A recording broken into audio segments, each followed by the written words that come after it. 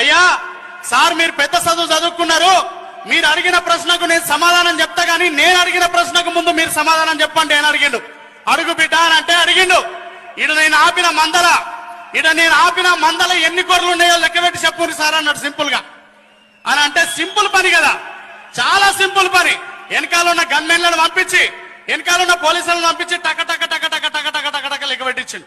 300 లెక్క వచ్చింది, చెప్పేసిండు 300 ఉన్నాయి రేపు. పిల్లగాడు ఒప్పుకుంటలేడు, లేవు అన్నాడు. నేను ఐఏఎస్ రా భయ్, పెద్ద చదువు చదువుకున్నా, బుడగోషి కానివి, నీకేం తెలుసు లెక్క అని మనం తిట్టిరు. లేదు సార్ నేను ఒప్పుకొని, నువ్వు కరెక్ట్ చెప్తేనే నువ్వు అడిగిన దానికి నేను సమాధానం చెప్తా అని అన్నాడు. లేవు 300 లేవు, కరెక్ట్ లెక్క పెట్ట అంటాడు. తమాషా చేస్తున్నావా అని అన్నాడు. నువ్వు లెక్క పెట్టి చెప్పంటే చెప్పిండు. నేను లెక్క పెట్టాల్సిన అవసరం లేదు, నేను రోజు చేసి పనే ఇది, మీరు లెక్క పెట్టిన లెక్క తప్పు. ఇందులో మా ఆపిన మందలో 300 గొర్రెలు లేవు, 295 గొర్రెలున్నాయి, 5 కుక్క పిల్లలున్నాయి. కుక్క పిల్లలకు గొర్రె పిల్లలకు తేడా తెలియని నీకు ఆంధ్రకు తెలంగాణకు ఎట్లా తేడా తెలుస్తుందని శ్రీకృష్ణ కమిటీకి సవాల్ ఇసిరిన మన కుర్మగొల్ల యాదవన్నల బిడ్డ ఆ పిల్లగాని పేరు ఎలమంద.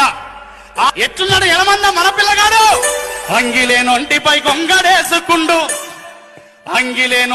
కొంగడేసుకుండు, అడ్డ పంచను గుడ్డ గోసిగా పెట్టిండు.